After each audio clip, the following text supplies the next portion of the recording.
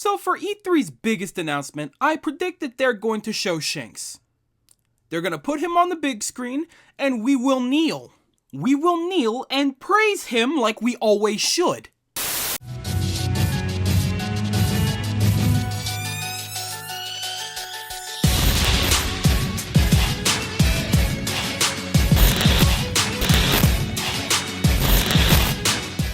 Once again, what is going on, y'all? Soul here, and welcome back to my story mode. As per usual, if you don't like to hear me ramble about anything that's not on topic, timestamps are right down below so you can skip on ahead to the main point of the video. Let's start off with a little fun fact. This was actually supposed to be the previous video. For the most part, I had already had this video's idea and everything mapped out and ready to record, and then they shadow dropped the release dates on me. One of these days, I'm gonna prove to y'all that they're onto me. It may not be today, but someday. Whatever the case may be, that information turned out to be a little bit of a blessing and a curse. Sure, I did lose out on my original plan, but I got to talk in depth about my feelings toward that release date, because I'm sure that a lot of us are feeling a very similar way about that. I already talked about it in depth, but long story short, we're always happy to get new Pokemon content, but you guys don't need to rush it. You guys have plenty of money and time. Just saying, just putting that out there. Anyway, just focusing a little bit more on this year's E3, I personally feel like this video is important because I feel like Pokemon really has no choice but to have a solid presentation this year. I believe that because not only did we literally just celebrate the 25th anniversary of the series, but we have 2 new games coming out within a year that we have literally no information on. If there is any time to get us to try and buy into these new games, it's E3. I have my suspicions that Nintendo has been holding out on us for quite a few things, not just Pokemon. And I don't think that they would be announcing a Nintendo Treehouse Live unless they were confident that they had something real good to show off this year. I have my thoughts on what that could possibly be, but we'll get into that later in the video. The last thing that I wanted to say is that I have a bunch of general predictions for E3 this year that I want to talk about, but, you know, obviously this is a Pokemon-oriented channel now, so I'm probably going to end up doing something like that elsewhere. If you guys are interested in that, go ahead and let me know. But that just about does it for all of my intro stuff. Just keep in mind that I don't work at Nintendo, and let's have some fun predicting what's going to be happening for Pokemon at E3 this year. To fully map that out, why don't we start talking about the Direct itself a little bit. Now maybe I'm overhyping it for myself a little bit here, but I've been thinking a lot. Not only did we not get an E3 Direct last year like we're usually used to, we didn't get a Direct at all. So it felt like we were waiting for quite some time for something big to happen. All we were doing was getting shadow drops of everything last year. And as much of a big fan as I am of getting announcements very close to their actual release dates, I gotta say it was a little frustrating to be in the dark for as long as we were. Our expectations for that first Direct that we got this year were insanely high because we had been deprived for so long. It had only been a year, and by the end of it, we were all assuming that we weren't getting Nintendo Directs anymore. But that first one back early this year felt like magic. We were like, yes! Nintendo is gonna save us with the big money releases and the big stuff. We're finally getting our Zelda, our Mario, we're getting everything we need this year. But alas, we got a Smash character, a spin-off, 2 overpriced ports, and Splatoon 3. Now I'm not too picky. For me, that wasn't too bad of a turnout. I was very happy with the outcome of things. However, I can't blame too many people when they say that their hopes were a little dashed. Nintendo has a lot of IPs, and unfortunately, not everybody's gonna be pleased every year. Hell, I'm pretty sure they just killed off the Paper Mario fandom in one fell swoop. Point is, when you wait for that long and you get something that felt like pretty much nothing, you're gonna be upset, and I can get behind that. It's a little dramatic, I know, but I understand where they're coming from. However though, I 100% believe that that first Direct was nothing more than a simple front. Now don't get me wrong, it was a decent Direct overall with a couple of good announcements here and there. However, I'm sure that they held off on a lot of the bigger stuff because they knew for a fact that they were gonna end up at E3 this year. They knew that we'd be getting a little bit back on track with our regularly scheduled Direct appointments, so they decided to save the biggest one for the biggest gaming event of the year. Now granted, I am positive that the pandemic definitely had some kind of crazy effect on everything. However though, a lot of these companies proved that working from home was not that big of a deal, and in some rare cases even better than working together in a studio. Just saying, I don't think that the hard work stopped all that hard. So now, with all of this in mind, what are my actual predictions for this Nintendo Direct? For starters, I feel like this is probably going to be the stronger Direct, considering that we're probably going to have a lot more things focused around their IPs. Zelda, Splatoon 3, and most definitely Pokemon. Now, why don't we get a little crazy and unorthodox here? We're gonna go ahead and run with the assumption that they actually are announcing a new Switch system this year. You guys know me at this point. You know that I'm not really one to fall under leaks and rumors and things like that. I don't believe it until I see it firsthand. However though, I do feel that it's been long enough to finally get an upgraded version of the Switch that we've had for the last 4 years. Personally, I believe that it's about time that we got a console that will finally be powerful enough to properly run this new saga of mainline Nintendo titles, and possibly other games too.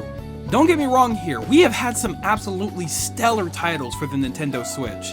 However though, also based on what we've seen from the last 4 years, I feel like that we've already more than seen what the Switch is capable of at its finest hour. 4 years is plenty of time to see a console get its upgrade. I mean, hey, look at the Nintendo DS. The DSi and the 3DS weren't really that far apart when you think about it. And frankly, the 3DS was a huge step for that console's lifeline. So yeah, personally, I say if we want to move on to the bigger and better with all of these games that we have coming out in the next year or so, I think it's about time we give them a little more room to work with.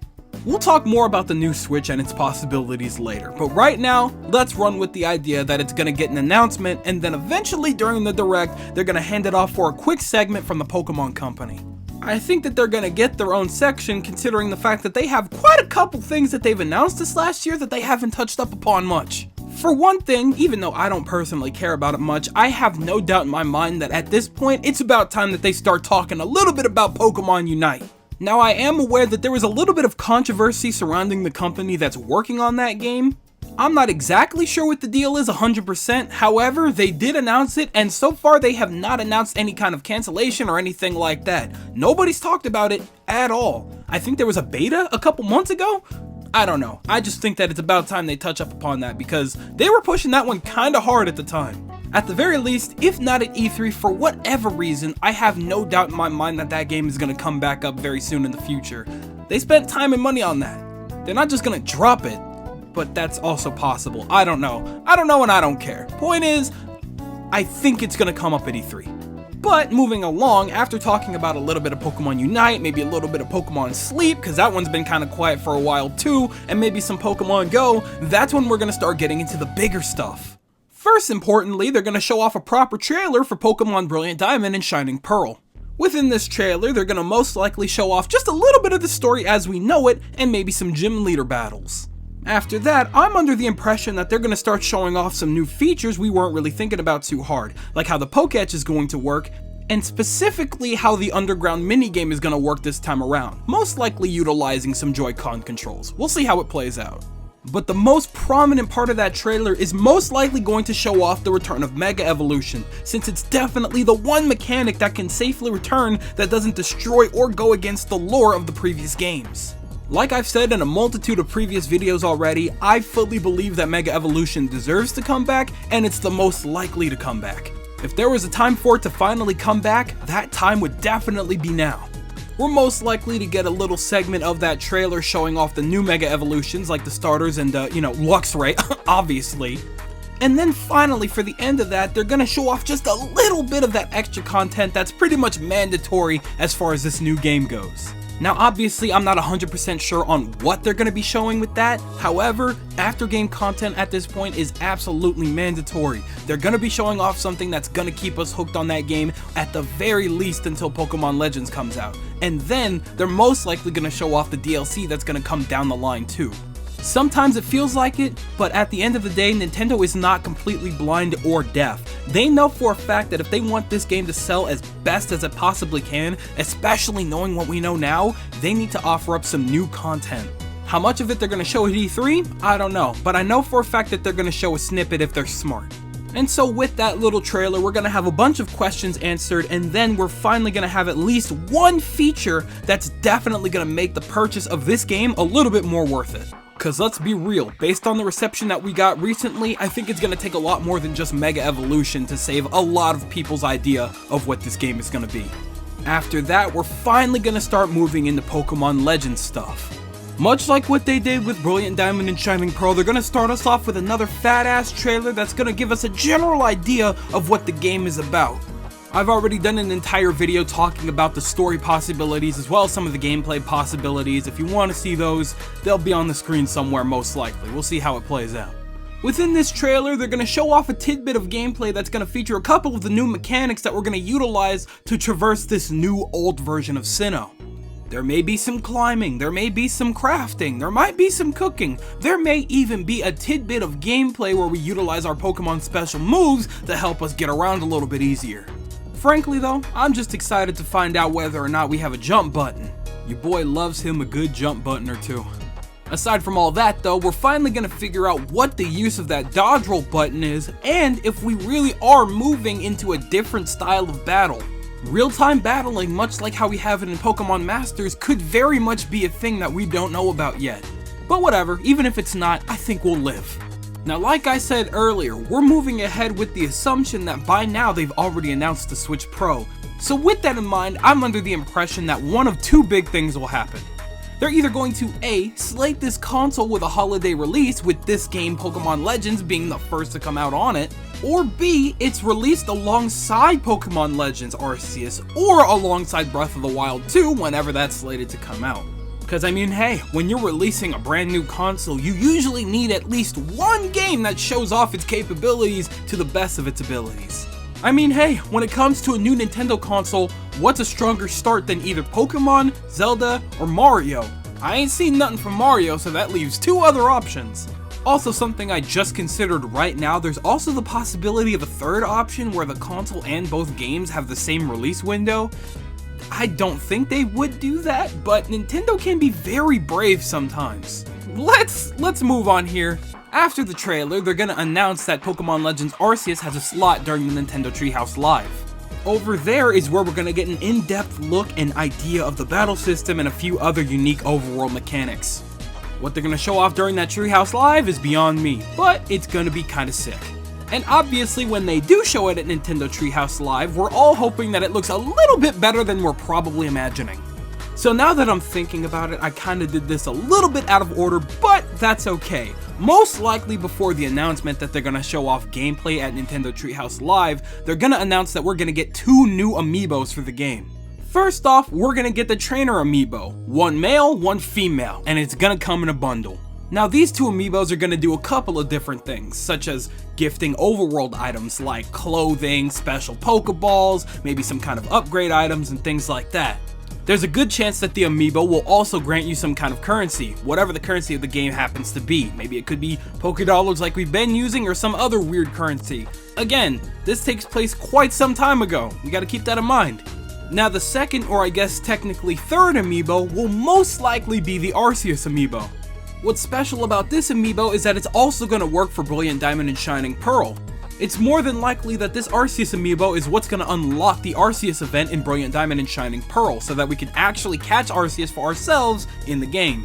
That, or it's just gonna gift us like a special version of Arceus, I'm not really sure. Now in the case of Pokemon Legends, it's most likely gonna unlock a very special mechanic or possibly an event in-game. Obviously, we have absolutely no idea what that possible mechanic or event could be because we simply don't know enough about the game right now to come to some kind of conclusion on that. What we do know though is that this mechanic or this event is going to be very important and possibly very useful. However, it's going to be locked behind a paywall because that's how Nintendo likes to do things now apparently. All jokes aside, we're probably going to get even better unique items to assist and strengthen our Pokemon for battle through the amiibo. Again, not entirely sure as to how they're going to play the amiibo card this time around, so we're just going to have to wait and see on that one. And finally, we can't forget the pre-order bonuses, which is just going to be a couple of extra Pokeballs and some berries. And then they're going to heavily reiterate that release date that everyone is still a little skeptical about. So that just about does it for all of my assumptions as to what's going to happen with Pokemon Legends at E3. Now, let's talk about the reception that's going to happen afterwards. The reception for Brilliant Diamond and Shining Pearl is going to be completely overshadowed by literally every other thing that they announce because most people will feel that the tiny additions that they add to the game will not ever be worth the full price for an upscaled port, and they will all have valid opinions. As far as Pokemon Legends go, a lot of people are probably going to be very skeptical about it because Breath of the Wild 2 is also most likely finally getting its time in the spotlight this year. There's a very good chance that Breath of the Wild 2 is going to be a lot more hype looking than even Breath of the Wild 1, and as far as open world games go, the Breath of the Wild trilogy is already looking like one of Nintendo's best, so as another open world game, Pokemon Legends is 100% going to be compared to it for the rest of the year until it comes out, and then possibly afterwards too. Long story short, Pokemon will most definitely not be the highlight of this upcoming Direct. That honor is most likely going to either Breath of the Wild 2 or potentially Splatoon 3. Assuming they don't announce Breath of the Wild 2. Can you tell that I'm very excited for Breath of the Wild 2 this year? Because I am very excited for Breath of the Wild 2. So there you have it, that just about does it for all of my E3 predictions for this year, or at least Nintendo's E3 showcase. Like I said, I'll probably do another E3 video, most likely talking about just my hopes for this upcoming E3, but I'll probably do that not here. I'll announce that to you guys in some way, shape, or form down the line. We'll see how that happens. But overall, I'm really looking forward to things this year, especially because there has been plenty of news that we didn't get last year, so I think they were holding out on us for a lot of things because the pandemic really set us back a little bit. I'm sure that they've got a lot of good stuff to show us this year, so I'm really excited. But I'm gonna go ahead and pass the mic over to you. What do you guys think about this year's E3? Do you guys think it's going to be hype as hell and we're going to get a ton of crazy releases down the line this year and next year? Or do you think it's going to be super duper dry and that they were holding absolutely nothing because they had nothing? What do you guys think? Let me know in the comment section below because you guys already know that I'm always down there. But with that, I think it's about time I go ahead and skedaddle on out of here. Thank you guys ever so much for watching. I truly do hope you enjoyed. Do me the greatest favor of dropping a like and a comment and subscribing for more content just like this. And with that, I'm out. Thanks again, hope you enjoyed, and I'll see you guys in the next video and at E3 next week or 2 weeks from now, whatever. Do me the greatest favor of taking good ass care, and I'll see you all next time.